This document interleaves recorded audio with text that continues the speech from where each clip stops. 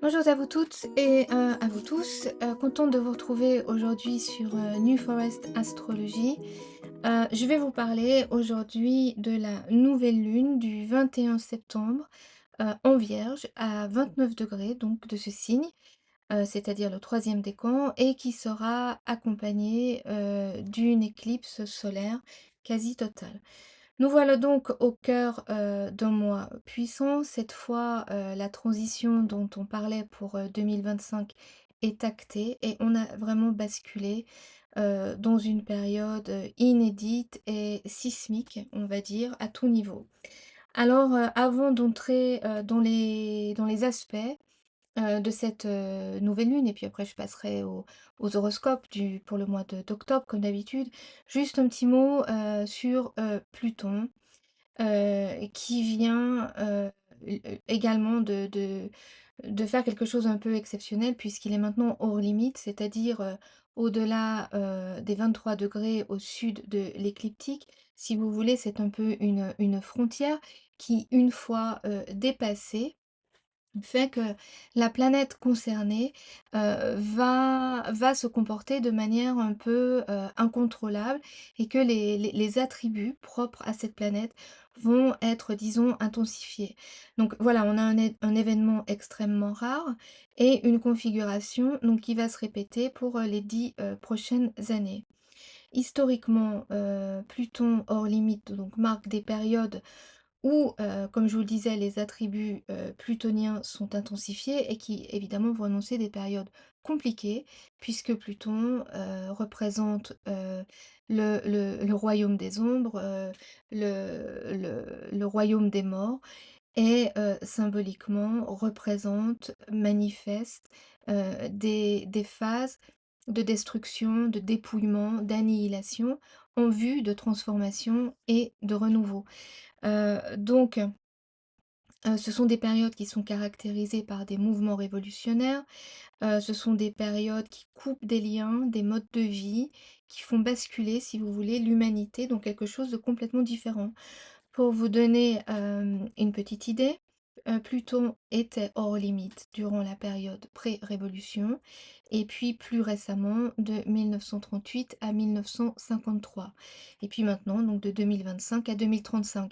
Alors juste pour revenir, de 1938-1953, on voit bien que les choses s'améliorent, sur, la fin, de cette configuration, heu mais voilà, le début est très compliqué. Je dirais qu'on pourrait diviser ça en 3 tiers en fait, hein, un peu comme une histoire, on a le début, le milieu, la fin et voilà, on entre un peu donc voilà, on a basculé si vous voulez dans l'œil du cyclone et on va voir des thèmes tels que des chutes d'empires ou de gouvernements, si vous voulez, qui vont subir des transformations extrêmes avec, des mouvements, de masse, il y a une notion de destruction, mais qui mènent à une régénération collective et un nouveau paradigme. Voilà, depuis le temps qu'on en parle, ça y est, on s'y achemine. Donc voilà, il faut garder, je pense, en tête, le fait que c'est un mal pour un bien et que, au bout du tunnel, on a quelque chose je pense, de positif, qui devrait, se manifester. Hem, voilà, mais pas pour, tout de suite. Donc encore, je pense encore un peu de patience, encore quelques années, compliquées, à traverser. Mais voilà et puis tout ça, ça se passe, donc pendant la saison des éclipses, donc c'est encore plus, comment dire? La symbolique est vraiment puissante ici puisque, bon, les éclipses en astrologie traditionnelle, représentent pas des moments particulièrement, auspicieux, hem et en général est associé aussi les éclipses sont associées à la mort du roi, symbolique. Donc voilà, tout ce qui est, je vous parlais, de chute d'empire, voilà, on peut voir voilà, j'enregistre ça, on est le 10 septembre. En France comme en Angleterre, on a eu des remaniements, au gouvernement, on a énormément de manifestations. Voilà, la période de l'éclipse en termes de changement, heu, de personnes en place au pouvoir. C'est un thème, qui est attaché donc aux églises depuis, depuis la la nuit des temps puisque, c'était déjà, des délignations connues au temps, des Babyloniens. Donc voilà, comme je vous disais, depuis le temps qu'on en parle, on se retrouve donc avec les 2 pieds dedans. Ça se passe, pendant la période des éclipses et aujourd'hui, je reviens à mon éclipse, solaire en Vierge. Heu, on passe aux aspects et puis après aux horoscopes. Donc voilà, cette nouvelle lune, d'abord on note, elle est placée sur le 29e degré, qu'on appelle le degré anarétique parce que en tant que dernier degré du signe, si vous voulez, symboliquement, c'est un moment clé, c'est un passage d'un état à un autre. Alors là, on retrouve encore cette symbolique, plutonienne, hein, de transformation et voilà, par rapport donc à Pluton, pardon, hors limite, c'est donc très fort et ça vient renforcer cette notion, hem, de crise, si vous voulez, dans le sens, où, on se trouve à une croisée des chemins, ce qui est, quand même le sens, étymologique du mot, crise. Si vous avez des planètes en Vierge, dans le troisième décan, bien sûr, vous allez être concerné de manière très directe. J'aimerais beaucoup avoir vos commentaires si c'est votre cas. Comment est-ce que cela, va se passer pour vous? Si vous connaissez votre maison, également, ce serait vraiment, apprécié si, vous pouviez, partager en fait vos expériences par rapport à cette éclipse. De même, tous les placements en dernier décan, du Taureau et du Capricorne, signes de terre. Et puis le dernier décan des Poissons, bien que là on ait une opposition, hem puisque là, on va avoir une opposition, en fait, c'est surtout ça, va être impacté, d'autant que Saturne rétrograde, qui se trouve aussi, dans le signe des Poissons, va être en opposition quasi exacte à 28 degrés à cette nouvelle lune, oui, nouvelle lune. Donc, l'axe, Vierge-Poisson, évidemment, ce sont les termes qui concernent, la santé physique, la santé mentale. En fait, si on devait, simplifier au niveau, physique, heu, donc un petit conseil, booster votre système immunitaire et puis la Vierge représente tout ce qui est, digestif intestinal, donc votre flore intestinale au niveau physique, au niveau symbolique, je pense qu'il y a un assainissement, comment on dit? Une purification, nécessaire avec, là on va avoir un rejet, donc je vous parlais du voilà, du système digestif, un rejet collectif si vous voulez, des structures obsolètes, qui devraient mobiliser, les peuples et ça c'est, ce Saturne, rétrograde, en Poisson, d'autant, voilà et la rétrogradation de Saturne ici nous indique, on vient revisiter un problème déjà existant.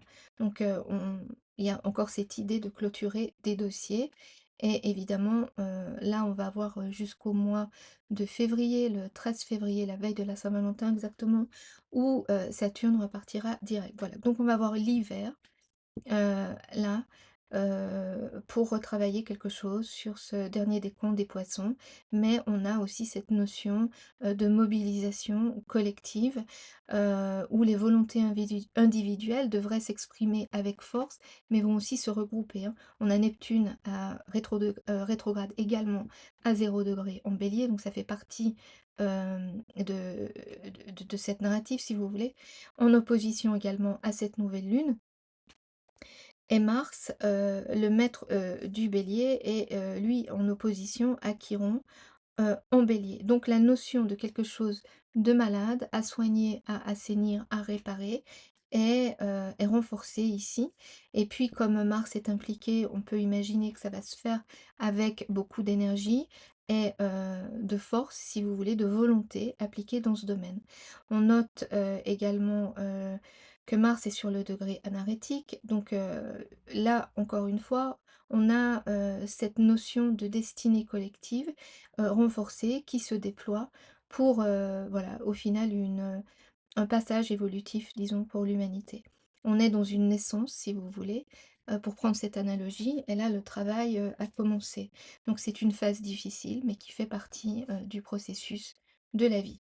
On note aussi, que le signe de la Vierge, donc où se déroule, l'éclipse, on a Vénus en Vierge à 2 degrés qui, elle, vient faire un carré à Uranus en Gémeaux, lui-même, trigone à Pluton. Donc, on a vraiment ici un conflit, je dirais, de valeurs où, on veut, repenser, si vous voulez, la façon dont on va, préparer, l'avenir. On a une, nouvelle lune, je dirais musclée, donc qui va venir mettre en place des énergies, exigeantes et sans compromis. Le conseil, c'est d'opérer en mode vierge, c'est-à-dire d'être prévoyant, organisé et puis au niveau physique, voilà, adopter vraiment un mode de vie, le plus sain possible pour pouvoir, s'adapter. Parce que je pense aussi que les thèmes d'épidémie, Heu, voilà, pourrait être réactivé, à ce moment-là. Donc voilà, on se protège. Je vais passer maintenant aux horoscopes pour le mois d'octobre, en commençant par le signe de la Vierge, puisque c'est là que se déroule cette nouvelle lune. Alors pour vous les Vierges, il va s'agir de préserver votre équilibre et vos forces vitales, doucement mais sûrement pourrait être le mot d'ordre, car ce mois-ci pourrait être exigeant et vous demander beaucoup d'énergie. Votre santé et votre bien-être devraient donc être pris sérieusement en prenant par exemple de nouvelles habitudes qui mettent en avant la modération et possibilité de vous aménager des plages de calme et à vous reconnecter à votre force intérieure et puis aussi pour arriver à faire sens de tout ce qui se passe autour de vous. Pour au final pour pouvoir aider de manière plus efficace et plus large, parce que c'est ce qui vous motive, profondément. Et puis d'ailleurs, les relations devraient être au beau fixe avec des beaux moments en milieu de mois pour donc vous soutenir émotionnellement. Pour les balances, un moment de relâchement et de prise de conscience où vos capacités de réflexion seront optimisées en vous permettant d'ouvrir des brèches de compréhension, d'ouvrir de nouveaux horizons pour imaginer et manifester vos ambitions. Côté relations, c'est un beau mois qui se profile et si vous souhaitez vous engager sur un partenariat professionnel, les astres vous y encouragent. Préférez le calme durant la première semaine du mois, par contre, rechargez vos batteries et profitez du reste du mois pour faire des rencontres et charmer votre entourage. Pour les scorpions, votre énergie vitale sera mise au service de la mise en place d'un nouveau cadre de vie qui pourrait être également en lien avec votre travail.